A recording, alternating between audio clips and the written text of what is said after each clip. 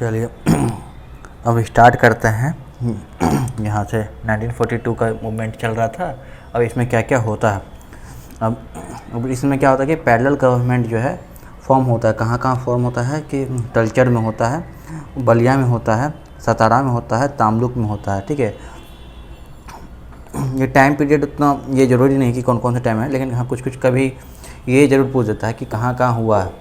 तो ये एक है कि सतारा में है पैरेलल गवर्नमेंट, ठीक है, बलिया में है और तामलुक में है। ठीक है, ये देखिएगा। अब इसको हम याद करने का ट्रिक बताते कैसे है। अब इसके पैरेलल में क्या है, डबल ए आता है। ठीक है, अब देखिए तलचर में डबल ए आ रहा है, बलिया में डबल ए आ रहा है, सतारा में डबल ए या मिनिमम डबल ए तो आ ही रहा है। ठीक है, तामलुक में ए नहीं आ रहा, ए और यू आ रहा है। तो इसको इस ट्रिक से याद करना पड़ेगा। ठीक है, इस चार जगह पे मतलब कि यहाँ पे बना था और इस यहाँ पैरेलल गवर्नमेंट बना था। ये तो नाम याद रखना ही पड़ेगा। और दूसरा ये चीज़ है कि ये याद रखना पड़ेगा इसमें खासकर सतारा में जो है कि ये है कि YB चौहान और नाना पाटिल। अगर याद रहे ठीक है, नहीं तो कोई दिक्कत नहीं है। लेकिन हाँ बलिया का याद रखना चाहिए कि चिट्टू पांडे। ठीक है, अब यहाँ पे आते हैं नेक्स्ट सेक्शन में, सुभाष चंद्र बोस और इंडियन नेशनल आर्मी क्या इसमें ये क्या कर रहे थे। अब ये सुभाष चंद्र बोस जो है, इनका जो डेट ऑफ बर्थ है ये 23 जनवरी 1897 को है। ठीक है, और बर्थ प्लेस है यहाँ पे कटक ओडिशा। ठीक है, ये ओडिशा के थे, बंगाल के नहीं थे, ओडिशा के थे। हाँ, लेकिन ये जब ये जन्म लिए होंगे तब वो ओडिशा बंगाल का ही पार्ट था। ठीक है, ये ग्रेजुएशन किए थे कलकत्ता यूनिवर्सिटी 1919 में। ठीक है, और उसके बाद इंडियन सिविल सर्विस पास किए थे 1920 में। ये इंपॉर्टेंट फैक्ट है। कब पास किए थे? 1920 में पास किए थे। और कांग्रेस का प्रेसिडेंट ये कब थे? 1938 और 1939 के। ठीक है, 1939 में कंप्लीट नहीं रहे, वह बीच में ही छोड़ दिया। और वहाँ पे फिर छोड़ने का ये क्या है, फैन फॉलोइंग इनका इतना बढ़ गया था कि फॉरवर्ड ब्लॉक का इस्टेब्लिश किए थे। अब यहाँ पे कमांडर ऑफ आज़ाद हिंद फौज का 1943 में ये जो है इनको ये बने थे, आज़ाद हिंद फौज का ये कमांडर बने थे। ठीक है, 1943 में। अब इनको टाइटल नेताजी दिया गया था, देश नायक दिया था, देश नायक रविन्द्रनाथ टैगोर दिए थे। और पैट्रियट ऑफ पैट्रियट कौन दिए थे? महात्मा गांधी दिए थे। और इनका फेमस स्लोगन था, you give me blood and I will give you freedom. तुम मुझे खून दो, मैं तुम्हें आज़ादी दूंगा। ठीक है, अब ये 21 अक्टूबर 1943 को क्या हुआ था, एक बहुत स्पेशल इवेंट हुआ था कि formation of provisional government of independence India. ये फॉर्मेशन कहते हैं, मतलब आज़ाद हिंद सरकार का फॉर्मेशन कर देते। कहाँ पे? सिंगापुर में। ये इंपॉर्टेंट बिट है। ये आज़ाद हिंद सरकार का फॉर्मेशन करते हैं, या इसको ऐसे बोलेंगे formation of provisional government of independence India. कहाँ पे? तो सिंगापुर में हुआ था। ठीक है, ये कब हुआ था? 21 अक्टूबर 1943। ये इंपॉर्टेंट पॉइंट है। ठीक है, ये चीज़ हमको याद रहना चाहिए। ये कब पास किए थे? 1920 में पास किए थे। फिर उसके 1930 ये पॉइंट याद रहना चाहिए, कांग्रेस प्रेसिडेंट कब कब बने। फॉरवर्ड ब्लॉक ये भी याद रहना चाहिए। कमांडर इन चीफ 1943 इनके साथ बहुत इंपॉर्टेंट है। ठीक है, 1943 जैसे 23 को जन्म लिए थे, इसमें फिर 43, तो इनके साथ 43 बहुत इंपॉर्टेंट आ जाता है। ठीक है, अब आते हैं यहाँ पे, अब एक्चुअल आउटलाइन फॉर्मेशन ऑफ आज़ाद हिंद फौज के बारे में बता रहे हैं। तब इंडियन नेशनल आर्मी जो है प्रैक्टिकली एक क्या था, एक मिलिट्री यूनिट था। ठीक है, कोई सोशल और पॉलिटिकल यूनिट नहीं था, ये एक मिलिट्री यूनिट था। ठीक है, अब जून 1942 में क्या होता है कि ये बैंकॉक कॉन्फ्रेंस होता है और यहाँ पे ऑफर मिलता है ये सबका कि काउंसिल ऑफ एक्शन का रिप्रेजेंटेशन कमेटी का, फिर उसका फिर फॉर्मेशन होगा।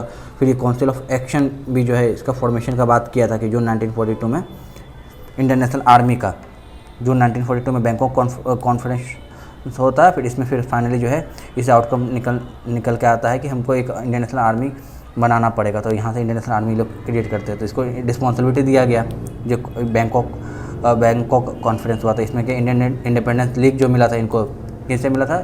जापान में मिला था, रास बिहारी बोस के द्वारा मिला था। वहाँ पे इंडियन इंडिपेंडेंस लीग का इनको ये मिल गया था। और साथ ही इसको कोऑर्डिनेशन और सुपरिटेंडेंस, ये इनको कोऑर्डिनेशन का काम मिल गया था। और प्लस कि इनको इंचार्ज मिल गया था, सुपरिटेंडेंस का मिल गया था। अब इंडियन नेशनल आर्मी का भी इनको रिस्पॉन्सिबिलिटी था, तो ये दोनों को मर्ज कर देते हैं ये। ठीक है, दोनों का रिस्पॉन्सिबिलिटी मतलब इनको मिल जाता है। ठीक है, अब उसके बाद आते हैं क्या कि ये मार्च और अप्रैल 1942 में जो है कैप्टन मोहन सिंह आते हैं और ये जो है फॉर्मेशन इनका बात करते हैं। जैसे कि ये इंडियन नेशनल आर्मी का फॉर्मल अनाउंसमेंट होता है कि सितंबर 1942 में जो है मतलब ये पहले कि कमेंट्स करते हैं कि नहीं कि हाँ हम लोग ऐसा काम करेंगे कैप्टन मोहन सिंह से मिल करके, फिर फाइनली जो 1942 में जो है ना फॉर्मेशन हो जाता है। ठीक है, अब यहाँ पे फिर क्या होता है कि जुलाई 4 जुलाई 1943 में क्या होता है कि सुभाष चंद्र बोस जो है इंडियन नेशनल आर्मी का लीडरशिप लेते हैं। अब यहाँ पे क्या करता है कि जो फॉर द कन्वी इसको जो सेकेंड इंडियन नेशनल आर्मी का जो है ये स्टेटस मिलता है।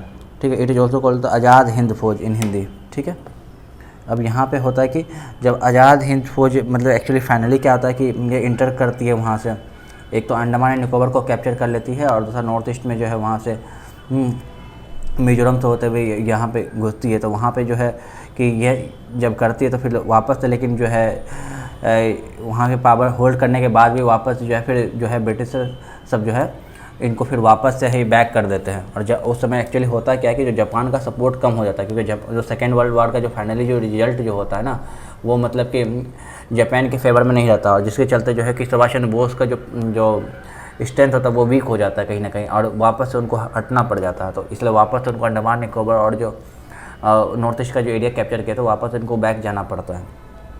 ठीक है, तो अब उनके जब इनके जो आर्मी जब को पकड़ ब्रिटिशर्स के द्वारा जब पकड़ ले जाता है, फिर इसके ऊपर एक ट्रायल चला जाता है जो फेमस इनको रेड फोर्ट ट्रायल के नाम से जाना जाता है नवंबर 1945 में। ठीक है, इसमें जो एक्यूज होता है जैसे कौन है, राशिद अली हो गया, प्रेम सहगल हो गया, गुरुबख्श सिंह ढिल्लो हो गया, शहनवाज हो गया, ये 4 जो पर्सनालिटी को एक्यूज किया जाता है।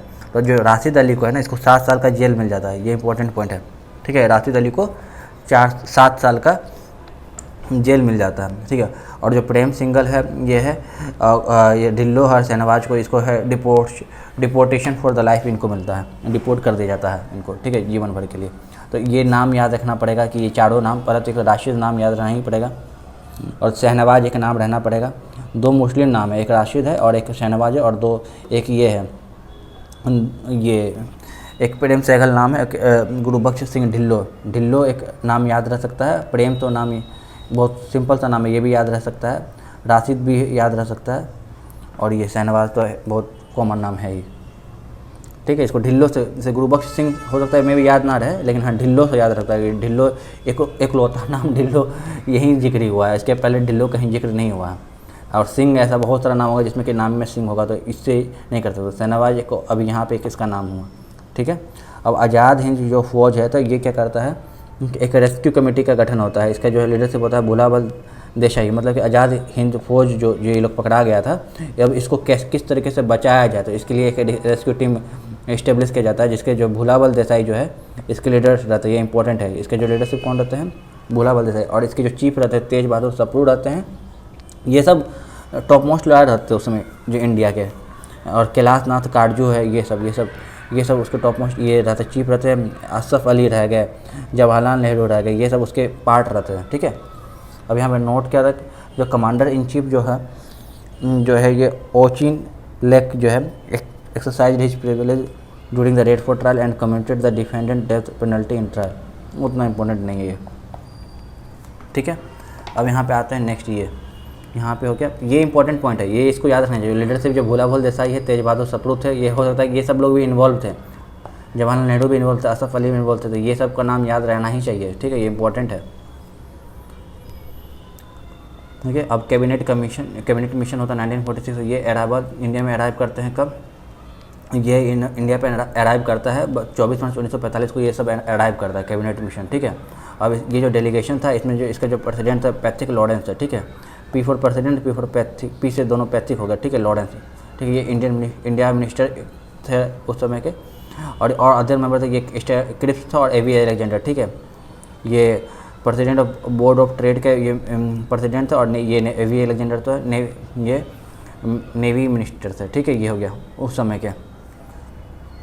अब ये हो गया, अब ये लोग 3 मेंबर का कैबिनेट मिशन जो है भारत आता है, और ये लोग सजेस्ट करता है कि 3 टायर जो है गवर्नमेंट का सिस्टम बनेगा। ठीक है, और ऐसा चीफ पॉइंट प्रपोजल करता है कि जो मुस्लिम लीग का जो पाकिस्तान का जो डिमांड है उसको रिजेक्ट कर देता है। ठीक है, अभी भी पाकिस्तान का जो डिमांड पूरा नहीं हो रहा था, मुस्लिम लीग जो रखा हुआ था, तो पाकिस्तान जो ये रिजेक्ट कर देता है, और इंडिया जो है एक फेडरेशन बनेगा, और कॉन्स्टिट्यूशन जो बने, कॉन्स्टिट्यूंट असेंबली में जो है कॉन्स्टिट्यूशन बनेगा। ठीक है, अभी गांधी जी का ये जो है कैबिनेट मिशन के कम्प्लीटली फेवर में था, ये एकदम समझ रहे कितना बड़ा पॉइंट है। अभी तक गांधी जी कम्प्लीटली फेवर में नहीं थे कि अभी तक जितना भी प्रपोजल लाया गया था, चाहे वो क्रिप्स मिशन हो या अगस्त ऑफर हो या कुछ भी हो, ये जो लाया गया ना, ये मतलब 1946 में कैबिनेट मिशन एकदम समझ लीजिए कि गांधी जी कम्प्लीटली फेवर में रहा है कैबिनेट मिशन को लेकर के। इसका एक एक चीज़ इंपॉर्टेंट है। सबसे पहले ये कब अराइव किए, तो 1945 में अराइव किए, ठीक है। और ये 1946 अराइवल इन ये हो गया आपका यहाँ पे 1946 में ये इस्टेब्लिश हुआ था ये। फिर उसके बाद फिर यहाँ पे डेलीगेशन जो है आपका यहाँ पे ये हो गया 3 तरह का, जो है पैट्रिक लॉरेंस और जो स्टैनफोर्ड किड और क्रिप्स और एवी एलेक्जेंडर, ये 3 नाम याद रहना ही चाहिए, ठीक है। लॉरेंस, क्रिप्स और एवी एलेक्जेंडर, ये बहुत बार पूछा जा चुका था। ये हो गया 3 टायर गवर्नमेंट सिस्टम का सजेशन, ये भी इंपॉर्टेंट है। और ये है कि ये मुस्लिम जो पाकिस्तान का डिमांड था ये भी रिजेक्ट होता है, ये भी इंपॉर्टेंट है। और गांधी कम्प्लीटली एक्सेप्ट करता है, ये इंपॉर्टेंट है, ठीक है। अब आते हैं जो अब जो ये हो गया कि कैबिनेट मिशन जो प्लान अब इम्प्लीमेंट हो रहा है। अब क्या हुआ कि बोला ना कि कॉन्स्टिट्यूशन बनाया जाएगा किसके द्वारा, कॉन्स्टिट्यूएंट असेंबली का। अब कॉन्स्टिट्यूएंट असेंबली का गठन हो रहा है। अब पहला सेशन हुआ कब, 9 दिसंबर 1946। बीपीएससी पूछ चुके हैं, इंपॉर्टेंट है। 9 दिसंबर 1946 में इसके प्रेसिडेंट कौन थे, डॉक्टर सच्चिदानंद सिन्हा, ये भी इंपॉर्टेंट है, टेम्परेरी चेयरमैन थे इनके, ठीक है। अब सेकंड सेशन कब हुआ, 11 दिसंबर 1946, ये भी बीपीएससी पूछ चुकी है, इसको भी याद रखना पड़ेगा। इसका लोकेशन कहाँ था, दिल्ली है। और इसका परमानेंट चेयरमैन कौन था, डॉक्टर राजेंद्र प्रसाद, ये बहुत बार पूछ चुकी है, तो ये भी इंपॉर्टेंट है, ठीक है। अब यहाँ पे आता है activities before the formation of, अब क्या हुआ है। अब यहाँ पे जो कॉन्स्टिट्यूएंट असेंबली के पहले कौन कौन सा एक्टिविटीज़ हुआ है यहाँ पे देखिए। अब स्वराज्य बिल 1895 में आया था। First right of the principle of constituent assembly के बारे में इसमें पहले ही मतलब ये ऐसा लगा था कि जो स्वराज्य बिल आया था उसमें कॉन्स्टिट्यूएंट असेंबली का बात किया गया था कि ऐसा बनेगा मेरा, प्रिपेयर्ड इन द, ये बाल गंगाधर तिलक के जो के डायरेक्शन में ये प्रिपेयर किया गया था, ठीक है, स्वराज्य बिल। अब Mahatma Gandhi first sign in the 20th century Indian constitution will be as desired by Indian, ठीक है, ठीक है। अभी यहाँ ये इसमें कोई पॉइंट ऐसे याद रखने का चीज़ नहीं, इसमें भी कोई पॉइंट याद नहीं, इससे कोई दिक्कत नहीं है। कैबिनेट मिशन जो है 1946 में, कैबिनेट मिशन प्लान बना था 1946 में, ठीक है। कैबिनेट मिशन प्लान जो है वो 1946 में बना था, ठीक है। और ऐसे कैबिनेट मिशन जो भारत में अराइव कब किया था, वो 1945 में, ये इंपॉर्टेंट है। प्लान बना था 46 में और अराइव किया था 1945 में, ठीक है। अब कॉन्स्टिट्यूएंट असेंबली कब बना था, 46 में, 9 दिसंबर 1946 में पहला ये सेशन हुआ था। और फिर उसका 11 दिसंबर 1946 को हुआ था। फिर मोतीलाल नेहरू जो है, ये 1928 में जो नेहरू रिपोर्ट था उसमें कॉन्स्टिट्यूएंट असेंबली का जिक्र करते हैं कि हमको जो है कॉन्स्टिट्यूएंट असेंबली का फॉर्मेशन करेंगे और उसमें जो है उसके बाद उसका ये कॉन्स्टिट्यूशन क्रिएट किए जाएंगे। तो ये हो गया कि अब फेजपुर सेशन था दिसंबर 1936 में, तो इसमें जो है इम्पोर्टेंस ऑफ कॉन्स्टिट्यूशन का जिक्र होता है। मतलब ये इस पूरे पेज का ये बताना चाह रहा है कि कहाँ कहाँ कॉन्स्टिट्यूएंट असेंबली का जिक्र आया है। ऐसा नहीं कि ये पहली बार हुआ, इसके पहले भी 1895 में आ चुका है, 1946 में आ चुका है, महात्मा गांधी ये बोल चुके हैं, मोतीलाल नेहरू के बेचे। अब एम.एन. रॉय भी जो है फॉर्मली जो है ये इस आइडिया को प्रपोज करते हैं। Formally the idea of constituent assembly को एम.एन. रॉय लाते हैं। तो ये क्वेश्चन तो बहुत बार पूछा है कि जो कॉन्स्टिट्यूएंट असेंबली का सबसे पहले कौन जिक्र किए थे, तो सबसे पहले जो जिक्र यही किए थे, एम.एन. रॉय, ठीक है। अब जवाहरलाल नेहरू क्या कहते हैं, इसी जो कॉन्स्टिट्यूएंट असेंबली का जो है ना मतलब कि आइडिया दिए इसको, इसी आइडिया को जो इम्प्लीमेंट किए थे जवाहरलाल नेहरू को, ये इंपॉर्टेंट है, ठीक है। एम.एन. रॉय जो है पहला व्यक्ति थे जो कॉन्स्टिट्यूएंट असेंबली के बारे में बताए थे और जवाहरलाल नेहरू इसको ये किए थे, इम्प्लीमेंट किए थे, ठीक है। अब इम्पोर्टेंट फैक्ट क्या होता है कि जो इलेक्शन ऑफ और जो कॉन्स्टिट्यूएंट असेंबली का जो वो कब होगा, जो कैबिनेट मिशन जो प्लान है उसी के आधार पे होगा, जुलाई 1946 में होगा। अब यहाँ सिस्टम ऑफ अलॉटिंग, जैसे एक रिप्रेजेंटेटिव होगा हर 10 लाख, मतलब एक रिप्रेजेंटेटिव 10 लाख ये को ये पॉपुलेशन को कैटर कर रही है।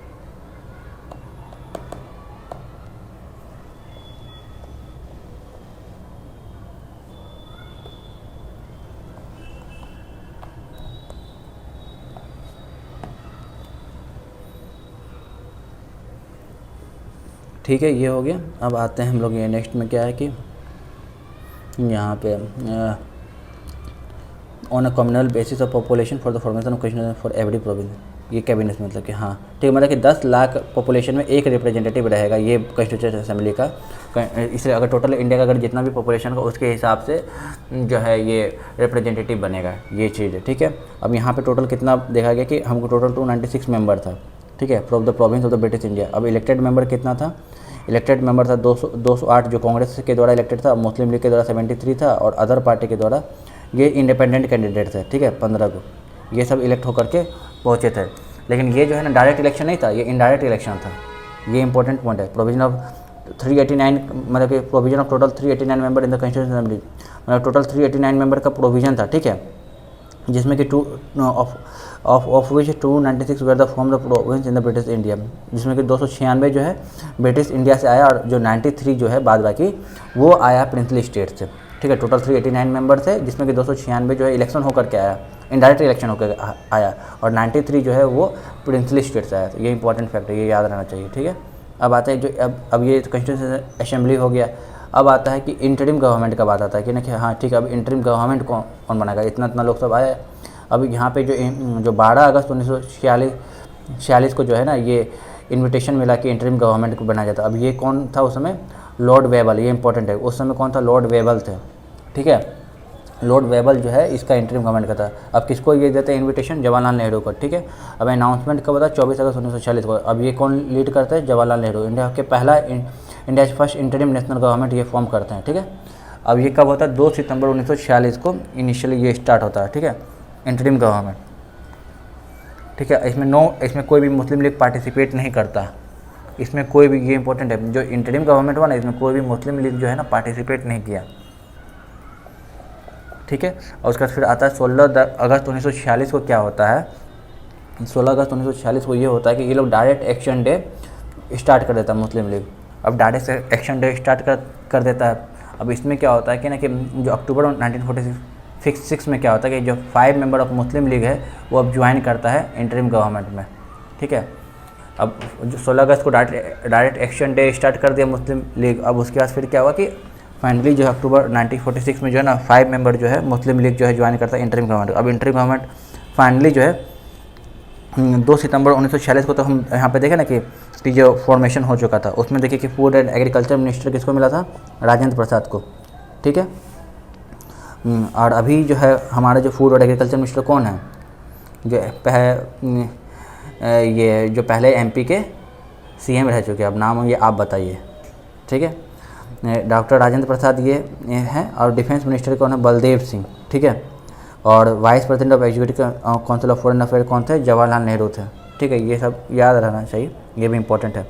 अब आते हैं पार्टीशन और इंडिपेंडेंस ऑफ इंडिया के बाद आता है अब क्लेमेंट आर एटली, ठीक है। इनका टेन्योर था वहाँ पे ब्रिटिश प्राइम मिनिस्टर का जो 1945 से लेके 51 तक में, ठीक है। और यही जो इंडिया को जो इंडिपेंडेंस दिलाने में इनका इंपॉर्टेंट रोल रहा, ठीक है।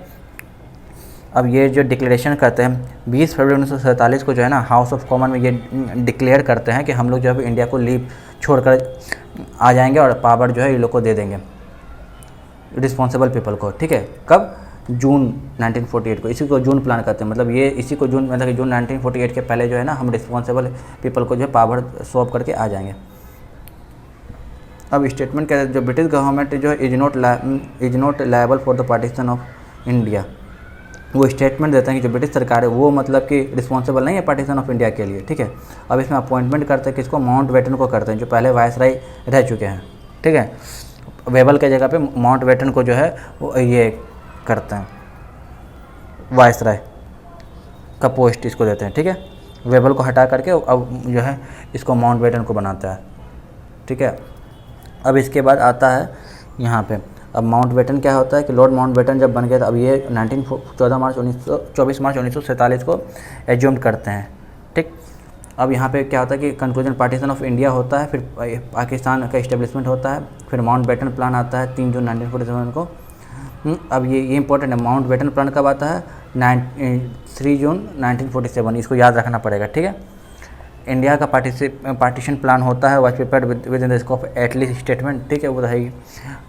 बाल्कन प्लान जो है इसका जो माउंट बेटन प्लान का नाम था बाल्कन प्लान, इसका सीक्रेट नहीं था, मतलब कि अब जो इंडिया का जो डिवीज़न करना ही पड़ेगा, ठीक है। अब यहाँ पे कहते हैं कि ये फॉर्म करता है, ये बॉर्डर कमीशन जो है फॉर्म करते हैं, कहाँ, एक पंजाब बॉर्डर कमीशन का फॉर्मेशन करते हैं, जिसका प्रेसिडेंट थे red Clive, Cyril red Clive. और यही जो रेड क्लाइव जो है ना इंडिया और पाकिस्तान और अफगानिस्तान का बॉर्डर क्रिएट करते हैं, ठीक है। और एक यहाँ पे था इनका जो मीटिंग में गांधी, फर्स्ट मीटिंग ये गांधी जी से मिलते कब, 31 मार्च 1947 को। और ये इंडिया का ये पहले इंडिया के फर्स्ट इंडिपेंडेंट इंडिया के पहले गवर्नर जनरल थे ये lord Mountbatten, independent India के, ठीक है। और लास्ट वायसराय,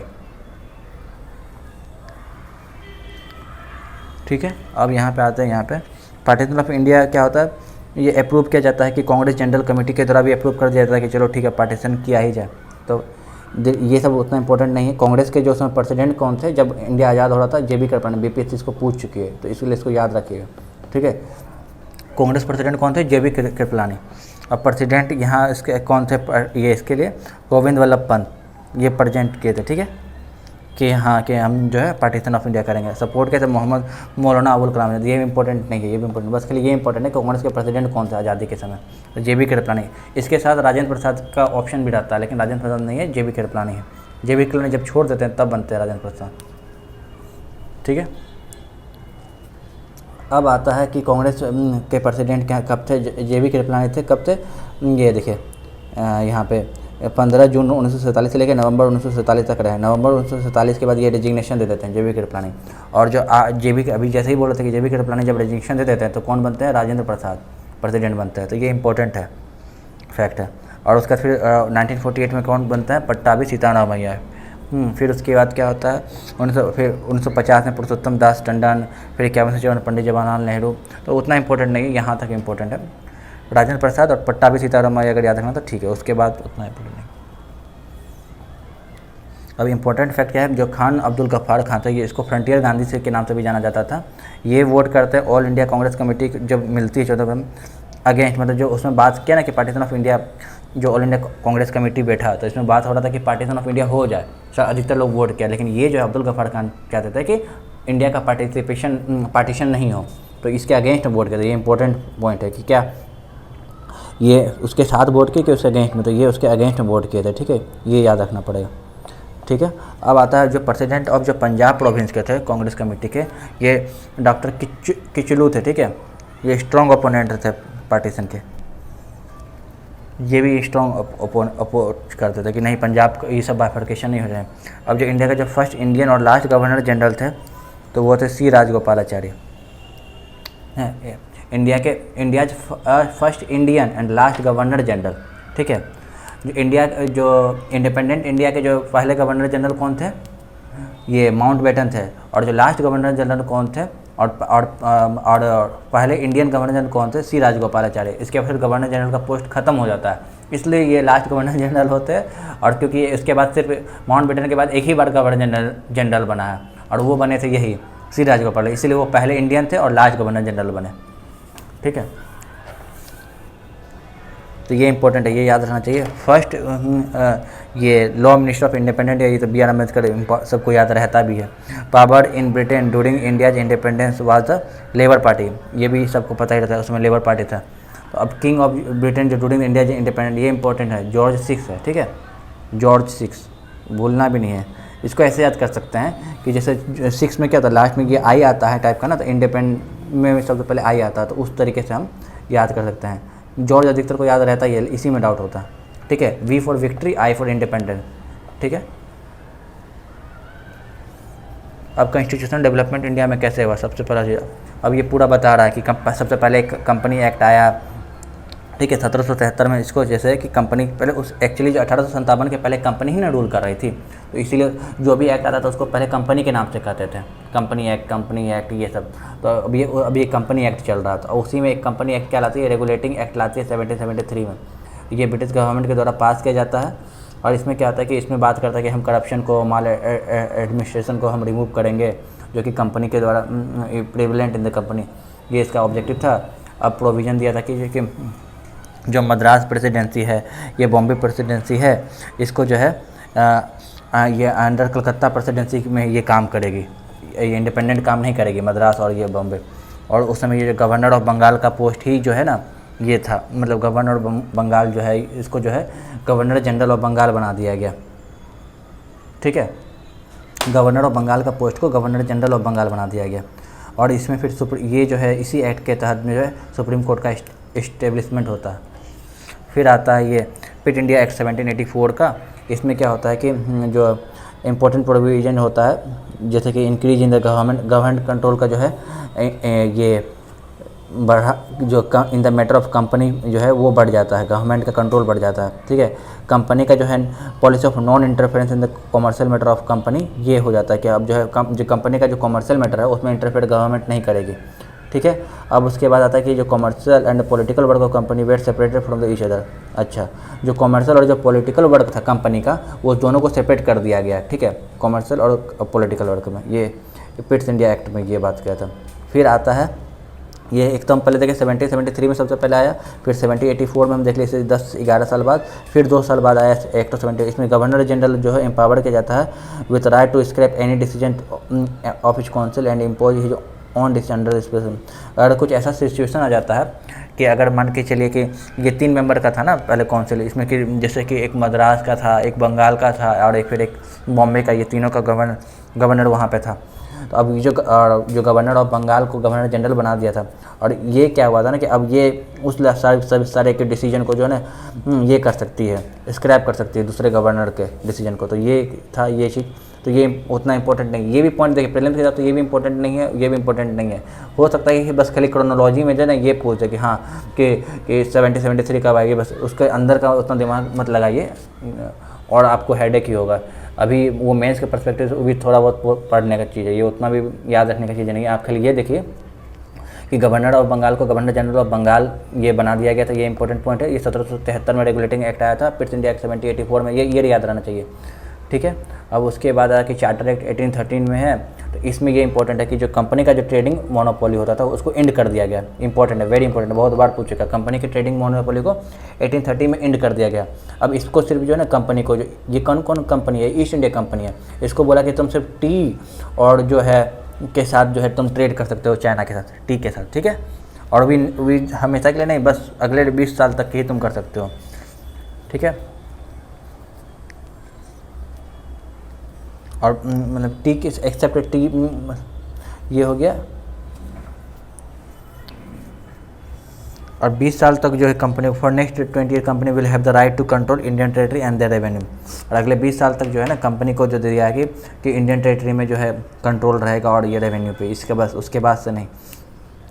और इसको फिर ये बोला कि ना कि एक यहाँ पहली बार जो है ना मतलब ये बात किया गया है कि 1 लाख रुपये का पर एनम दिया जाएगा खर्च करने के लिए एजुकेशन में। ये इंपॉर्टेंट पॉइंट है, ये भी याद रखना पड़ेगा। 20 साल तक जो है ये मोनोपोली का कंपनी का एंड कर दिया गया 1813 में। और जो है सिर्फ इसको टी में मोनोपोली दिया गया कि टी अब जो है सिर्फ टी में जो है जो ईस्ट इंडिया कंपनी को मोनोपोली दिया कि इसमें तुम जो है चाइना के साथ काम कर सकते हो इसमें। और दूसरी कंपनी जैसे होता है कि दूसरी कंपनी है वो इन्वॉल्व नहीं होगी, सिर्फ ईस्ट इंडिया कंपनी ही जो है इन्वॉल्व रहेगी चाइना के साथ टी को लेकर के। अब जो है अब यहाँ पे जो नेक्स्ट 20 साल के लिए कंपनी को राइट दिया कि इंडियन टेरिटरी को रेवेन्यू सिस्टम इसको कंट्रोल करने के लिए, ठीक है। अब आता है यहाँ पे अब चार्टर एक्ट 20 साल अब हो गया, देखिए 13 से अब बाद हुआ था वहाँ 20 साल का, 20 साल बाद देखिए 1833 हो गया। अब 1833 में क्या, अब ऑल द कॉमर्शियल राइट जो है कंपनी का जो बोला गया था कि हम ख़त्म कर देंगे, सारा कॉमर्शियल राइट ख़त्म कर दिया सारा। अब कंपनी जो which allowed to do only, अब सिर्फ कंपनी को जो पॉलिटिकल वर्क के लिए ही रखा गया। अब गवर्नर जनरल ऑफ बंगाल जो है कब जो ये पोस्ट क्रिएट किया है कुछ जो था हम लोग वहाँ पे यहाँ पे देखे ना कि रेगुलेटिंग एक्ट में जो गवर्नर ऑफ बंगाल को गवर्नर जनरल ऑफ बंगाल बना दिया गया। गवर्नर हम लोग का पहला गवर्नर जनरल ऑफ बंगाल कौन था, ये थे लॉर्ड वेरेन हास्टिंग्स थे। अब यहाँ पे अब 1833 में जो एक्ट आया गवर्नर जनरल ऑफ बंगाल को पोस्ट को चेंज करके गवर्नर जनरल ऑफ इंडिया बना दिया गया, ठीक है। अब ये पूरा इंडिया के लिए लॉ बनाएगा। अब ये एक लीगल एक्सपर्ट जो है इसके साथ रखा जाएगा गवर्नर जनरल के काउंसिल में। अब ये मैकॉले जो है पहले लीगल मेंबर थे, ठीक है। और ये विलियम बेंटिक थे, पहले गवर्नर जनरल ऑफ इंडिया कौन थे, विलियम बेंटिक, ठीक है। अब यहाँ पे आता है फिर अब इसके साथ देखिए फिर 20 साल बाद इसके बाद 13 से 20 साल बाद हो गया 33 के 20 साल बाद आ गया 53। हर 20 साल में खेल हो रहा है। अब यहाँ पे जो payment of board of control and it's other officer, ये सब इसके बारे में बात किया कि ना कि हम कैसे करेंगे, to be decided by the government, ये भी इंपॉर्टेंट नहीं है, ये भी इंपॉर्टेंट नहीं है। Money to be given to the company, number of director reduce extra, तो ये भी इंपॉर्टेंट नहीं है। बस उसके 20 साल बाद ये चार्टर एक्ट आया, ठीक है। अब आता है अब फाइनली जो फिर 1853 में आया, फिर 1855 में संथाल रिबिलियन हुआ, फिर 1857 में हम लोग जाने रहे रिबिलियन प्रोटेस्ट मूवमेंट हुआ पूरा ऑल ओवर इंडिया में। फिर उसके बाद 1858 में गवर्नमेंट ऑफ इंडिया एक्ट आया। अभी तक कंपनी एक्ट आ रहा था, चार्टर एक्ट आ रहा था, ठीक है। देखिए अभी चार्टर एक्ट आया ये चार्टर के हिसाब से काम चल रहा है, ठीक है। लेकिन अब पहली बार जो है गवर्नमेंट ऑफ इंडिया एक्ट आ रहा है, दोनों का नाम में चेंज आ रहा है। तो अब ये गवर्नमेंट, क्योंकि अब जो है ना कि 1857 के बाद अब ब्रिटिश क्राउन डायरेक्टली रूल कर रही है, तो अब इसलिए गवर्नमेंट ऑफ इंडिया एक्ट इसका नाम किया जा रहा है। अब इसमें क्या आता है कि कंट्रोल ऑन इंडियन एडमिनिस्ट्रेशन जो है यहाँ पे कर रहा है। अब यहाँ पे कहते हैं take from the company given to the British crown. अब कंपनी जो कंट्रोल था, अब ब्रिटिश क्राउन को कंट्रोल दिया गया। अब सेक्रेटरी कौन है? अब यहाँ का जो सेक्रेटरी पहले बोर्ड ऑफ डायरेक्टर और बोर्ड ऑफ कंट्रोल ये था ना, अब all the power of the both, अब जो है सेक्रेटरी ऑफ इंडिया का पोस्ट लाया गया। अब ये दोनों पावर जो है इसको दिया गया, ठीक है। अब यहाँ पे जो है गवर्नर जनरल ऑफ इंडिया का नाम जो है चेंज करके अब वायसराय कर दिया गया। अब पहला वायसराय हम लोग कौन थे ये आप कमेंट में लिखिए। Direct representative of British crown in India कौन है? अब यहाँ पे डायरेक्ट रिप्रेजेंटेटिव हो गया ब्रिटिश क्राउन इन इंडिया, ये वायसराय ही अब डायरेक्ट रिप्रेजेंटेटिव की तरह ब्रिटिश क्राउन को ही ये रिप्रेजेंट कर रहा है इंडिया में। अब आते हैं governance act under the British crown. जब इंडियन काउंसिल एक्ट 1861 में हुआ, ठीक है, इसमें वायसराय जो है को जो इमरजेंसी पावर दिया गया कि अब इमरजेंसी पावर जो है वायसराय के पास है, ठीक है। ये इंपॉर्टेंट है कि इमरजेंसी पावर कब दिया गया वायसराय को? 1861 में, ठीक है। पावर टू इशू ऑर्डिनेंस, ये भी इंपॉर्टेंट है, ये भी पूछता है, ठीक है। Maximum time of duration ordinance to remain in section, ये आज भी वही चल रहा है, लेकिन ये इंपॉर्टेंट नहीं है, ठीक है। Empower the council to make a law, ये भी उतना इंपॉर्टेंट है। अब जैसे लॉर्ड कैनिंग जो है department system expansion of viceroy executive council Bombay, ये भी उतना इंपॉर्टेंट नहीं है। मतलब सीधा बात है, वायसराय एग्जीक्यूटिव काउंसिल को एक्सपेंड किया गया। हम लोग के लॉर्ड कैनिंग जो पहले हम लोग के सबसे पहले वायसराय थे, ठीक है, वो आते आते ये 1861 में ये सब किए, ठीक है। अब यहाँ पे हो गया 1861 के बाद फिर आता है 1892 इंडियन काउंसिल एक्ट। इसमें क्या member of legislative were the empower to express opinion. अब जो मेंबर थे, जो मेंबर ऑफ लेजिस्लेचर क्या करते, जो भी बजट पास होता था उसमें अपना ओपिनियन दे सकते थे, बस अपना ओपिनियन एक्सप्रेस कर सकते थे। कुछ नियम कानून नहीं बना सकते, बस खाली अपना ओपिनियन एक्सप्रेस कर सकते थे। अब ये है, इसमें 6 दिन का प्रायर नोटिस देगा, ये उतना इंपॉर्टेंट नहीं, बस खाली इतने हैं। प्रिंसिपल ऑफ, अब यहाँ पे जो है ना principle of limited and indirect election, इसको एक्सेप्ट किया गया था, ये इंपॉर्टेंट है, ये पूछा जाता है, बहुत बार पूछा गया है, ठीक है। ये 1892 से 1892 में क्या था कि इसमें जो है ना बजट को लेकर के हम ओपिनियन दे सकते हैं, एक्सप्रेस कर सकते हैं, और प्रिंसिपल ऑफ लिमिटेड और इनडायरेक्ट इलेक्शन इसमें आ चुका था, एक्सेप्ट कर गया था। अब इससे ठीक देखिए कि 20 साल बाद हर चीज़ वहीं पे यही देखिए, हर 20 साल के गैप में आ रहा है, आप इस चीज़ को नोटिस करिएगा। अब इंडियन काउंसिल एक्ट 1909 में क्या है, मॉडल इंटू रिफॉर्म को ही यहाँ पे एक्ट के तौर में लाया गया। इसमें कम्युनल रिप्रेजेंटेशन लाया, हम लोग को पता ही है, मुस्लिम लोग को दिया गया था। और इसमें जो member of central legislature were not given the right to vote on a budget, ठीक है, ये दिक्कत है। अभी भी जो है ना, जो भी बजट आ रहा है, अभी भी खाली बस ओपिनियन ही लिया जा रहा है, एक्सप्रेस किया जा रहा है, लेकिन अभी भी जो है ये नहीं किया जा रहा है कि ना कि हम वोट नहीं दे सकते, अभी भी वो इसको जो है राइट टू वोट नहीं मिला बजट में, ठीक है। अब यहाँ पे आते हैं 1919 में, पहले कर लेते उसके बाद आते थे। 1919 में क्या हुआ था, इसको मोंटेग्यू चेम्सफोर्ड थे उस समय वायसराय और सेक्रेटरी ऑफ स्टेट। तो यहाँ पे आता है कि 1919 में ये फिर देखिए 20 साल, ये 10 साल बाद ही हुआ, 1909 आया फिर 10 साल बाद। इसमें डायरेक्टी जो स्टार्ट किया है प्रोविंस में, ये इंपॉर्टेंट है, डायरेक्टी इसको स्टार्ट किया गया है, ये मोंटेग्यू चेम्सफोर्ड, ये भी इंपॉर्टेंट याद रख लीजिएगा।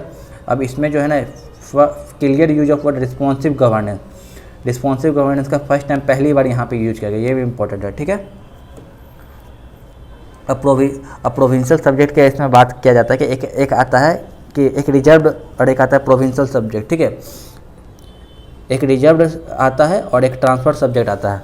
रिजर्व सब्जेक्ट होता है जैसे कि इंटरनेशनल चीज़ हो गया, मनी रेट जो वो हमेशा रिजर्व कर दिया सेंट्रल के लिए, और जो ट्रांसफ़र जो कि जैसे कि एग्रीकल्चर, ये सब जो ट्रांसफ़र सब्जेक्ट में दे दिया गया था, ठीक है, स्टेट को, मतलब प्रोविंस को, ठीक है। इस तरीके से 2 तरह का सब्जेक्ट बनाया गया था, तो ये तरह का हो गया हमको।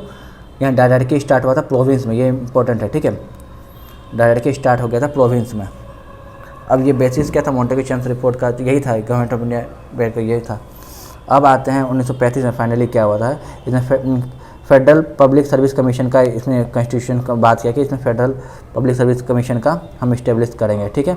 इस्टेब्लिशमेंट ऑल इंडिया फेडरेशन का बात है। अब इसमें डायरेक्टी को जो है, अब जो यहाँ देखिए 1919 में जो डायरेक्टी प्रोविंस में लाया गया था, ये जो हम बोले थे कि डायरेक्टी कब लाया था प्रोविंस में, 1919 में।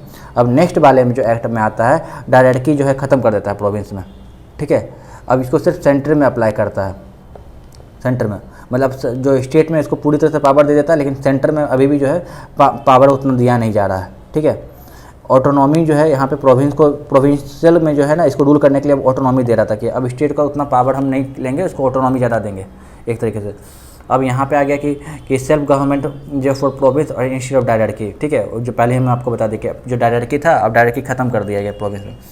अब गवर्नर के पास पावर है कि अब वो ऑर्डिनेंस इशू कर सकती है।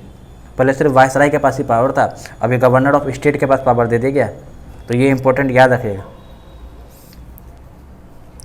अब जो कम्युनल और क्लास वोटर को ना इसका एक्सपेंड करता है, ठीक है। पहले तो सिर्फ ये मुस्लिम को ही दिया गया था, अब ये सब जो है मतलब कि और सब भी रिलीजन के बारे में, क्रिश्चियन ये वो सब के बारे में कम्युनल इसको बढ़ाने का बात किया था, ठीक है। अब इसमें है कि सोर्स क्या है कि structure of current constitution of India to large, अब मतलब अभी हम लोग का प्रेजेंट इंडियन कॉन्स्टिट्यूशन है वो उसका अधिकतर 1935 से लिया गया है, एक्ट से लिया गया है। अब यहाँ पे बाई कैमरल का सेंट्रल लेजिस्लेशन में बाई कैमरल का इसमें बात होता है, इसमें डिवीजन ऑफ पावर का बात करता है सेंट्रल प्रोविंस, ठीक है। अब ये जवाहरलाल नेहरू का ये स्टेटमेंट था, a car date is break but no engine, ठीक है।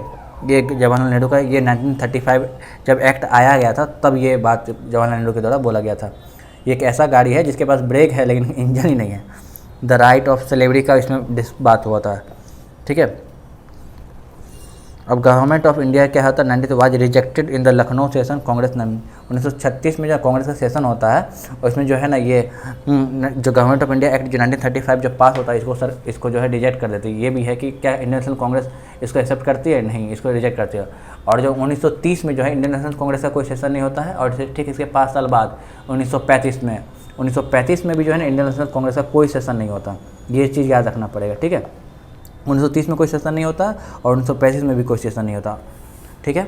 और जब फिर ये क्या कहते हैं जो 1939 के बाद जो होता है, ये 1940 के बाद से फिर कोई सेशन नहीं होता है।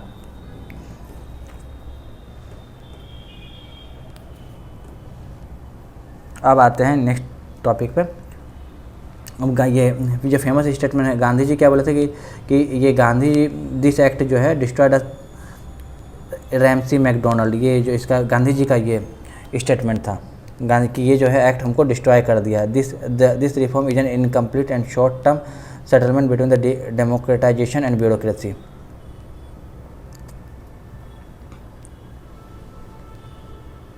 ठीक है। ये हो गया। अब आते हैं हम लोग नेक्स्ट यहाँ पे इंडिपेंडेंस ऑफ इंडिया एक्ट 1947 जो ये लाया गया वहाँ पे हाउस ऑफ कॉमन और यहाँ से पास किया गया हाउस ऑफ लॉर्ड से। अब वो देखिए वो act of independence of India act 1947 क्या होता है। यहाँ पूरा अच्छे से फ्लैग बता दिया गया, फ्लैग दिखा दिया गया इंडिया का। अब इसमें देखिए इसमें बोलता है कि 2 independent dominions of India and Pakistan by partition of undivided India का बात किया गया। इसमें किया जाएगा ब्रिटिश सॉवरेनिटी को ख़त्म किया जाएगा on Indian personal state from the 15 अगस्त 1957। मतलब कि जो अब जो है कि जो प्रिंसली स्टेट को जो ब्रिटिश रूल कर रही थी तो ब्रिटिश सॉवरेनिटी उसमें भी ख़त्म कर देगी। अब कॉन्स्टिट्यूशन असेंबली जो है अब जो डोमिनियन का है वो उसको राइट दिया गया है वो अपना संविधान बना सके, ठीक है। अब उसके बाद both dominion were given freedom to separate from the British. अब जो ये डोमिनियन का बात करती है कि हम दोनों डोमिनियन को फ्रीडम देते हैं कि अब तुम जो ब्रिटिश कॉमनवेल्थ से तुम सेपरेट हो सकते हो, इसको फ्रीडम दिया है कि तुम चाहो तो तुम सेपरेट हो सकते हो और चाहे तुम रह सकते हो। अब post of secretary of state of India was एबोलिश्ड। अब सेक्रेटरी ऑफ स्टेट को जो पोस्ट को भी एबोलिश कर दिया गया। तो ये सब चीज़ है, ठीक है। अब आते हैं यहाँ पे मिसलेनियस वाले पॉइंट में। जैसे अरुणा असफ अली के बारे में जानते हैं। अब ये एक नेशनलिस्ट लीडर थी, फ्रीडम फाइटर थी। ओरिजिनल नेम इसका था अरुणा गांगुली। अरुणा असफ अली का नाम क्या था? अरुणा गांगुली। इंपॉर्टेंट है, ठीक है। अरुणा असफ अली का नाम क्या था? अरुणा गांगुली। अब ये 1942 में हम लोग जानते हैं कि अंडरग्राउंड हो गई थी, ये ऑर्गेनाइज की थी और प्लस की क्विट इंडिया मूवमेंट को लेकर के काम किए थे। इनका इंपॉर्टेंट रोल क्या था कि कम्युनिस्ट पार्टी जो है महिला का जो है विंग को मजबूत करना, उसको फॉर्मेशन करना था। New formation of Indian women, new federation of Indian women होने लगा था यहाँ पे। अब 1950 एक्ट में क्या हुआ था, ये जो है वाज इलेक्टेड जब मेयर ऑफ दिल्ली, उतना इंपॉर्टेंट नहीं है हम लोग के लिए, ठीक है। पब्लिकेशन है पैट्रियट और जो है लिंक मैगजीन, उतना इंपॉर्टेंट नहीं है, ठीक है। अब आते हैं यहाँ पे इंपॉर्टेंट फैक्ट क्या है। जैसे लॉर्ड माउंटबेटन जो है कि मोहम्मद अली जिन्ना को रिस्पॉन्सिबल बनाया कि ये पार्टीशन ऑफ इंडिया के लिए ये रिस्पॉन्सिबल है, मोहम्मद अली जिन्ना, ठीक है। ये तो नॉन फैक्ट है। The official historian of Indian national Congress वो है डॉक्टर पट्टाभी सीतारामन। ये भी इंपॉर्टेंट पॉइंट है, याद है। First summit of non aligned countries in the September 93 was held in Belgrade, ये इंपॉर्टेंट फैक्ट है, ठीक है। नैम का जो है नॉन अलाइड कंट्री जो ना वो यूएसएसआर के साथ रहेगा ना यूएसए के खेमा में रहेगा, तो इसके पहला जो ये होता समिट होता है वो बेलग्रेड में होता है, ठीक है। इंडिया जो है liberated Goa by sending army 1961, हाँ ये 1961 में जो है ये जो गोवा इंडिया कैप्चर करता है, ठीक है, उसको आज़ाद करता। The first graduate of Calcutta university in 1858 was Bankim Chandra Chattopadhyay, ठीक है। कलकत्ता पहला ग्रेजुएट कौन थे? बंकिम चंद्र चट्टोपाध्याय, ठीक है, बंकिम चंद्र चट्टोपाध्याय थे, ये हो गया, ठीक है। अब यहाँ पे ये हो गया the first communist government was formed in India in 1957, ठीक है। आज़ादी के 10 साल बाद जो है पहला ही कम्युनिस्ट गवर्नमेंट फॉर्म हो गया, कहाँ पे? केरला में, ये इंपॉर्टेंट है। अभी भी जो वहाँ पे कम्युनिस्ट पार्टी जो है मजबूत है, वहाँ पे कम्युनिस्ट और कांग्रेस के बीच में टसल चलता रहता है, यही इसी दोनों का ही सरकार चेंज होता रहता है। कम्युनिस्ट हो गया। अब जो सीवियर फेमाइन जो है उड़ीसा में कब आया था? सी ऑफ कैलामिटी, इसको सी ऑफ कैलामिटी उतना इंपॉर्टेंट नहीं है, ठीक है। अब committee appointed after the Odisha famine headed by sir George Campbell, उतना इंपॉर्टेंट नहीं है हम लोग पीपीएससी के perspective. In the early year of the 19th century there 3 prominent पेंडाडी लीडर्स, चेतू, बेसिल, मोहम्मद, इंपॉर्टेंट नहीं बीपीएससी के।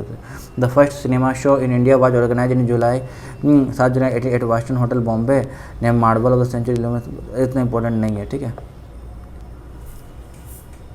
लेकिन ऐसे एक और दिमाग में रख सकते कि पहला सिनेमा शो जो इंडिया में क्या हुआ था, ये था लुमेडी ब्रदर्स, ठीक है। वैसे ही ये नाम याद है कि फ्रेंच मूवी को यहाँ पे ये शो किया गया था। First nationalist leader who try to have a close relation with the public, ठीक है। ये पहला नेशनलिस्ट लीडर जो पब्लिक के साथ अपना क्लोज रिलेशनशिप बढ़ा रहा था वो था बाल गंगाधर तिलक, ठीक है। अब पहला the first famous slogan of जय जवान जय किसान, तब पता ही लाल बहादुर शास्त्री, सबको याद ही रहता है, ठीक है। इकोनॉमिक डेवलपमेंट ऑफ इंडिया क्या हुआ? इकोनॉमिक डेवलपमेंट ऑफ इंडिया के गांधी जी जो on the basis of cottage, ये बोल रहे थे कि नहीं कॉटेज इंडस्ट्री के थ्रू जो है मतलब कि गांव के इंडस्ट्री को, छोटा छोटा इंडस्ट्री को हम बढ़ावा देंगे तो इससे मेरा इकोनॉमिक डेवलपमेंट होगा। जवाहरलाल नेहरू बोलते कि नहीं गांव के साथ हमको जो है हेवी इंडस्ट्री को भी लेकर चलना पड़ेगा, हेवी इंडस्ट्री को करेंगे, लेकिन गांधी जी हेवी इंडस्ट्री के विरोध में थे, ठीक है। ये हो गया।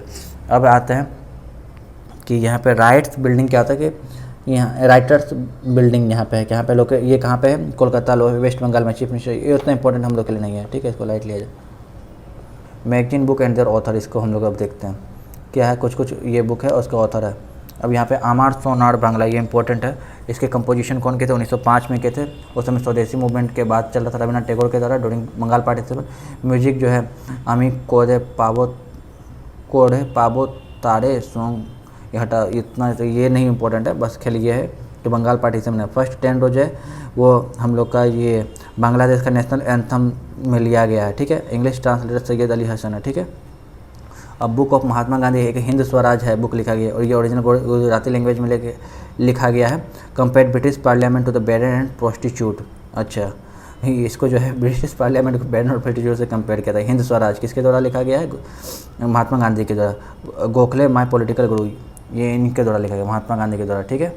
अब आता है ये ऑथर महात्मा गांधी अपना एक ऑटोबायोग्राफी लिखे है, माई एक्सपेरिमेंट विद चितरंजन दास लिखे India's for Indian, CR Das. DP Mishra living an era, उतना इंपॉर्टेंट नहीं है। Aurobindo Ghosh foundation of Indian culture, ठीक है, इसको देख सकते हैं, उतना इंपॉर्टेंट नहीं है ये भी। भगत सिंह वाई एमेथिस्ट, ये इंपॉर्टेंट है।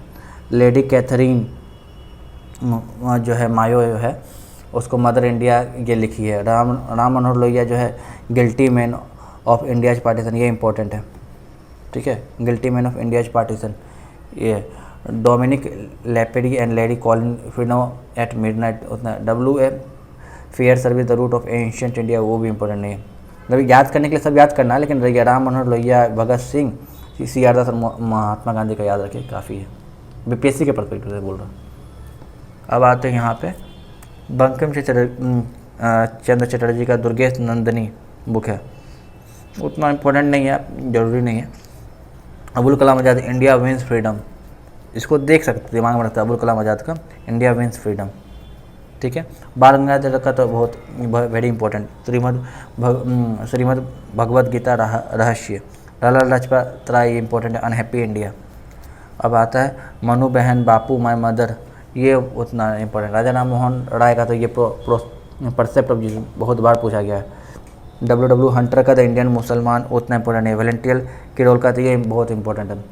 इसमें इसी बुक में तो लिखते हैं ना बाल गंगाधर तिलक को कि ये जो है रिस्पॉन्सिबल है इंडिया के अनरेस्ट के लिए। ये हो गया। सुभाष चंद्र बोस को जो है अपना लिखते हैं इंडियन स्ट्रगल, ठीक है, ये इंपॉर्टेंट है, ठीक है। सुभाष इंडियन स्ट्रगल लिखते हैं, ठीक है book. Jayaprakash Narayan towards struggle, ठीक है, ये हो गया। अब आते हैं यहाँ पे हुक तो doctor Rajendra Prasad India divided, ये इंपॉर्टेंट है, वेरी इंपॉर्टेंट, इंडिया डिवाइडेड ये लिखा है, ठीक है। अब जैसे डिवाइडेड यहाँ पे वर्ड है, यहाँ पे डॉक्टर राजेंद्र प्रसाद, इसको इससे कंपेयर कर सकते हैं। सुभाष चंद्र बोस में क्या है 3 लेटर है, तो द इंडियन स्ट्रगल में भी 3 लेटर है, ठीक है। जयप्रकाश नारायण हो गया यहाँ पे, तो ये क्या हो गया, जयप्रकाश नारायण टुवार्ड्स स्ट्रगल, ये बुक लिखे हैं। अब यहाँ पे है कि यहाँ पे नारायण है, तो नारायण जो है ये 2 वार्ड ऐसे करके याद कर सकते हैं, नारायण हैविंग 2 वार्ड, ठीक है। इनके नाम में देखिए इसके 2 नाम है ना, में प्रकाश भी है, नारायण भी है, तो इसलिए 2 वार्ड हो गया, ठीक है। इस तरीके से अपना ट्रिक बना सकते हैं।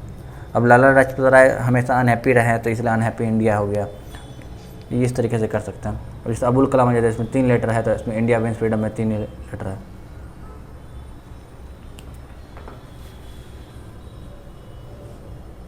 अब यहाँ पे आते हैं माइकल मधुसूदन दत्त, उतना इम्पोर्टेंट नहीं है। सरोजिनी नायडू उतना भी, द ब्रोकन विंग देख सकते हैं, सरोजिनी नायडू ब्रोकन विंग वैसा कुछ है नहीं है।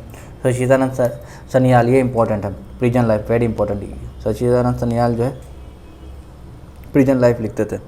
एम जी देवेश से हटा देते हैं, जनरल ब्रिजमोहन कौर, ये अरबिंदो घोष, ये लाइफ डिवाइन वेरी इंपॉर्टेंट है। अरबिंदो घोष जो है लाइफ डिवाइन लिखते हैं ये बुक, ठीक है।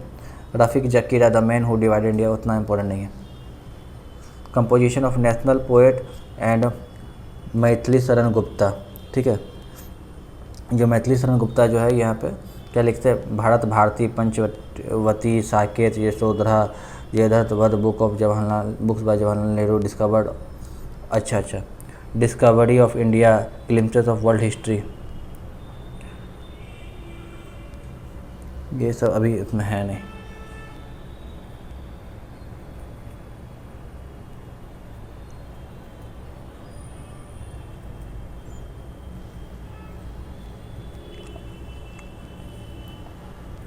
अब आर्ट एंड कल्चर में आते हैं। कुंभ मेला कहाँ कहाँ लगता है, ये सब लिखा हुआ हर 6 साल में, 12 साल में, तो उतना मुझे नहीं लगता कि ये इम्पोर्टेंट है बीपीएससी के परस्पेक्टिव से। हरिद्वार में, प्रयागराज में, उज्जैन में हर साल यहाँ पे लगता है, मेला ऑर्गेनाइज किया है, और हर 6 साल में अर्ध कुंभ होता है, और हर 12 साल में पूर्ण कुंभ होता है, ये सब चीज़ें, तो इसे पोलाइट लिया जाए।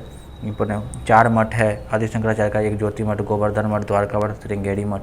अब ये ईस्ट वेस्ट नॉर्थ साउथ के डायरेक्शन में होता है, तो ये खैर इसमें पढ़ने का चीज़ नहीं, ये सब एंशियंट, और जब मिडिवल पढ़ेंगे तब होगा। ये कन्वेंशनल अवार्ड मिलता है, जैसे कालिदास सम्मान है, ये सब मतलब बीपीएससी के हिसाब से उतना इंपॉर्टेंट नहीं है, ठीक है, तो ये सब को लाइट लिया जाए। इंडिया रिसीव तो मैग्सेसे अवार्ड, आचार्य विनोबा भावे, हाँ ये है कि विनोबा भावे को मैग्सेसे अवार्ड मिला था, ये इंपॉर्टेंट है। दूसरा चीज़ है कि कालिदास सम्मान जो है वो तो ऑब्वियसली आर्ट के कल्चर के बिलोंग करते थे, इसलिए उसी को में मिलेगा। द्रोणाचार्य जो है स्पोर्ट्स के सेक्टर में मिलता है। हाईएस्ट प्राइज ऑफ इंडिया जो है वो रहता है राजीव गांधी, अभी जो है ध्यानचंद उसका नाम रख गया है स्पोर्ट्स के लिए, ठीक है। The first Indian actress to receive the Padmashri award, Nargis Dutt, वो इंपॉर्टेंट नहीं है। First Indian origin to win the Booker prize, वो सब बीपीएससी के हिसाब से मुझे नहीं लगता ये सब इंपॉर्टेंट है। बाद बाकी अगर आपको लगता है तो आप देख सकते हैं। First Indian film nominated for the Oscar, ये पहला इंडियन, एक बार देख सकते हैं, फर्स्ट जो ऑस्कर के लिए नॉमिनेट किया था मदर इंडिया, ठीक है। भारत रत्न जो है ये हाईएस्ट सिविलियन ऑनर है, भारत रत्न। और ये जो पहला जो हम लोग का फर्स्ट भारत में अवार्डी कौन थे, डॉक्टर सर्वपल्ली राधाकृष्णन, सी राजगोपालाचार्य और सी वी रमन, ये 3 इंपॉर्टेंट, ठीक है। अब आते हैं next, classical dance of related to the, यहाँ पे अब यहाँ पे टोटल क्या दिया, टोटल 8 तरह का क्लासिकल डांस है इंडिया में। सबसे पहला भारतनाट्यम है, हमको पता है भारतनाट्यम कहाँ पे है, यहाँ पे भारतनाट्यम है, ये तमिलनाडु में है, ठीक है। एंड उसके बाद फिर आता है कि ये उसके बाद आता है मोहिनीअट्टम का है, मोहिनीअट्टम आपका यहाँ पे केरला में है। कथकली कहाँ पे है, ये है आपका भी केरला में। देखिए ये साउथ में जितना नाम होता है ना वो लंबा नाम होता है, जैसे मोहिनीअट्टम, देखिए बहुत बड़ा नाम है। और ये केरला में क्या था, अधिकतर में देखिए याट्यम बहुत लंबा ये भी होता अलग, ये जो डबल टी ए, तो मोहिनी यहाँ पे आ जाएगा, और कथक के साथ कली होगा। कथक अगर सिर्फ रहेगा तो वो यूपी में हो जाएगा, देखिए कथक। और कथक में जैसे कली जुड़ जाएगा तो वो केरला में चल जाता है, ठीक है, डबल के वाला। तो अब यहाँ पे जो भारतनाट्यम है तो ये भारतनाट्यम तमिलनाडु में आ जाता है। अब कुचिपुड़ी है तो अब यहाँ पे ये आंध्र प्रदेश में आ जाता है।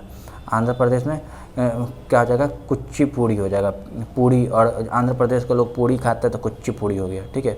अब ओडिशा में हो जाएगा ओडिसी, तो नाम से पता चलता है। मणिपुर में मणिपुरी, ये तो नाम से पता चलता है। असम में हो जाएगा सतरिया, ठीक है। अब असम है, ये असम, असम में आता है डबल एस आता है, तो यहाँ से सतरिया आ जाएगा। सत से सातरिया, ठीक है। असम 7, वहाँ पे 7 सिस्टर कहते हैं ना, तो वहाँ पे यह 7 से ऐसे याद कर सकते हैं। 7 सिस्टर होता है नॉर्थ ईस्ट में, तो नॉर्थ ईस्ट में हम ये मणिपुर में और असम में यही दोनों ही रहता है। मणिपुर मणिपुरी, बचा असम, असम में होगा। कथक तो बता ही दी कि यूपी में होता। तो इस तरीके का है। सिर्फ केरला ही एक ऐसा राज्य है जहाँ पे दो है, एक मोहिनीअट्टम है और कथक कली है। ये 2 याद रखने वाला चीज़ है, ठीक है। ये सब विष्णु, मोहिनीअट्टम है, इसमें विष्णु भगवान और इसका उपासना का ये नृत्य किया जाता है। अब ये फेस्टिवल होता है। अब ये सब जो है ज्योग्राफी का ये सब सवाल है, जो फेस्टिवल है, फिर टेम्पल कहाँ पे है, ये सब आर्ट एंड कल्चर का है चीज़, ठीक है।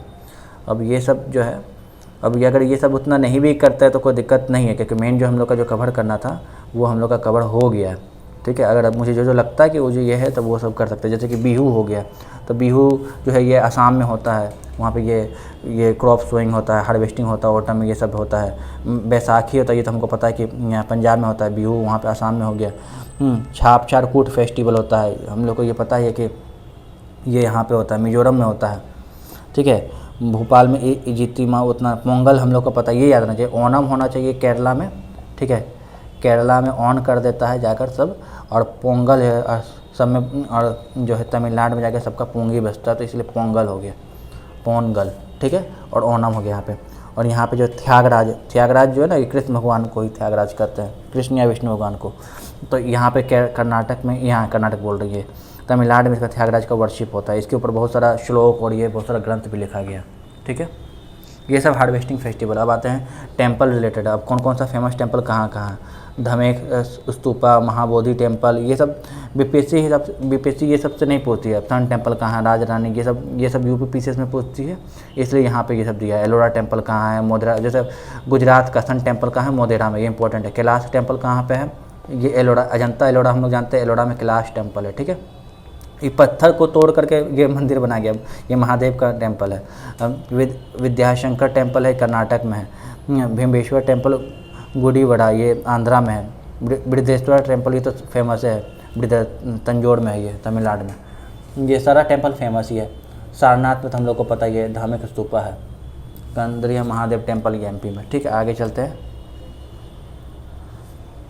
अब आता है ये डांस में, जैसे करंगम, रजिस्ट्रेस हो, ये सब उतना, ये गरबा कहाँ खेला जाता है, यहाँ पे लिखा हुआ है। नाटी, घूमर और तेहर तली, ये सब राजस्थान में होता है। रास, गरबा, तो ये सब हो गया उसका गुजरात में। ये सब बीपीएससी हिसाब से इंपॉर्टेंट नहीं है। इंपॉर्टेंट मॉन्यूमेंट है कि इंडिया गेट कहाँ है, वो दिल्ली में। कुतुब मीनार कहाँ है, दिल्ली में।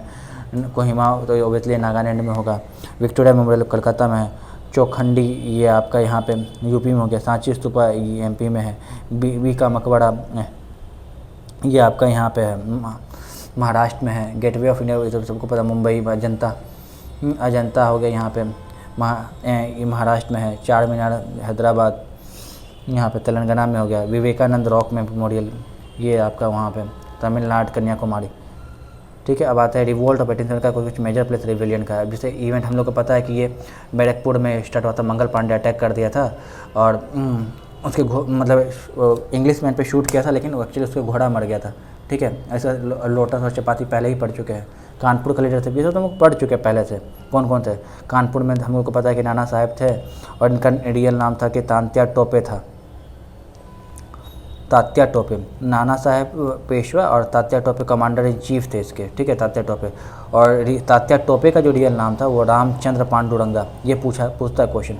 तात्या टोपे कौन थे, कमांडर इन चीफ थे, और कमांडर तात्या टोपे का नाम था, रियल नाम रामचंद्र पांडुरंगा था, ठीक है। अब इसके बाद यहाँ पे होता है इलाहाबाद में लीडरशिप थे मौलवी लियाकत अली, ठीक है। इलाहाबाद में कौन थे, वो मौलवी लियाकत अली थे, ठीक है। लखनऊ में तो बेगम हजरत महल ये भागकर नेपाल चली गई थी। अब यहाँ पे आते हैं झांसी में जो रानी लक्ष्मी थी, जो बनारस में बॉर्न हुई थी, लेकिन वह फिर झांसी चली गई थी। ठीक है, अब यहाँ पे आता है ये गंगाधर की, मतलब कि इनके विडो थी ये यहाँ पे हो गया। ये जो है ये किसके साथ लड़ी थी? जनरल हग रोज वहाँ का ये जनरल था, उसके खिलाफ ये मतलब कि ये लड़ाई की थी। ठीक है, अब तो बरेली में थे खान बहादुर खान, रेल में खान हम लोग याद किए थे, बिहार में कुंवर सिंह लीडरशिप थे, जगदीशपुर के थे, असम के तो हम लोग पढ़े ही थे, मनीराम दत्त थे, फैजाबाद के तो हम लोग पढ़े थे कि फैजाबाद है तो मौलवी होंगे, तो अहमद होता ये दिन। ठीक है, अब यहाँ पे आता है जम्मू एंड कश्मीर का कुछ फैक्ट यहाँ पे। अब यहाँ पे कि जम्मू कश्मीर कब बना था, ये 31 अक्टूबर है, फिर अप्रूवल का 26 नवंबर 1957 को यहाँ न्यू कॉन्स्टिट्यूशन का अप्रूवल। ये सब उतना इंपॉर्टेंट नहीं है। Zainuluddin become the ruler of Kashmir उतना इंपॉर्टेंट नहीं है, ये सब है ही नहीं गोल्ड।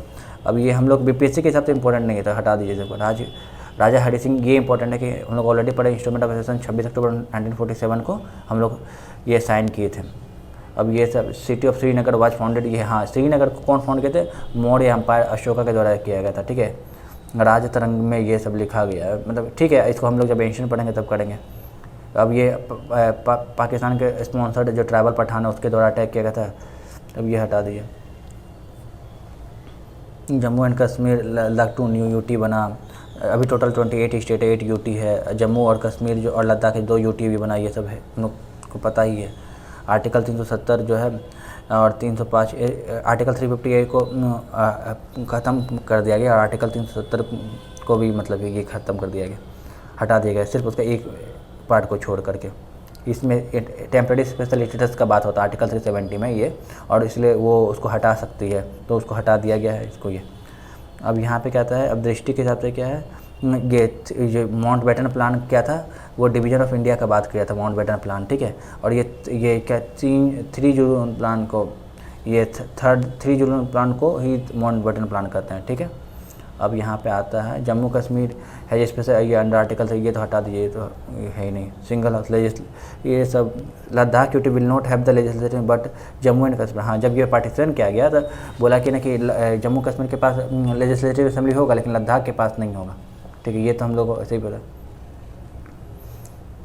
अब यहाँ पे टोटल कितना से total number of seat in Jammu Kashmir state legislature में क्या है कि उसको अब 107 से उसको बढ़ा करके 114 कर दिया गया, क्योंकि डिलिमिटेशन कमीशन वहाँ पे सेटअप किया गया था जो, और फिर उसके बाद वो जो कमेटी रिपोर्ट सबमिट किए तो उसके बाद फिर 114 सीट बना दिया गया, और जिसमें कि 24 सीट जो है ये पाकिस्तान ऑक्युपाइड कश्मीर को दिया गया है। तो ये क्या है कि पाकिस्तान ऑक्युपाइड कश्मीर को 24 सीट है। ठीक है, टोटल कितना होता है 114। अभी जम्मू कश्मीर का इलेक्शन भी चल रहा हो सकता है, अभी तो हम लोग जो करंट अफेयर में और भी पढ़ना ही पड़ेगा, लेकिन अभी इसमें जो लिखा होता है इसमें देखिए टोटल 114 सीट है, जिसमें 24 सीट जो है इसको पीओके को दिया गया, और वो सीट हमेशा खाली रहता है क्योंकि अभी वहाँ पे इलेक्शन कंडक्ट नहीं किया जा पड़ा। अब lieutenant governor will be able to nominate women if they do not have the enough representation. अच्छा, स्टेट लेजिस्लेटिव असेंबली में अगर मान लीजिए अगर महिला का मात्रा नहीं, मतलब महिला ज़्यादा अमाउंट में नहीं है, पार्टिसिपेट कर पा रही है, तो नॉमिनेट कर सकती है। ये लेफ्टिनेंट गवर्नर के पास ये पावर रहता है। ठीक है, अब यहाँ पे strength of the council minister of UT, ये खाली यूटी और इसके बारे में बोल रहा है, तो इसके लिए उतना इंपॉर्टेंट नहीं है। ये लास्ट पॉइंट पढ़ लेते हैं कि यहाँ पे क्या है। Article 350 capital A was added to the Indian constitution with the reference to the state of Jammu Kashmir under the constitution 90। अच्छा ठीक है, चलिए फाइनली ये वीडियो सीरीज को कंप्लीट किया गया।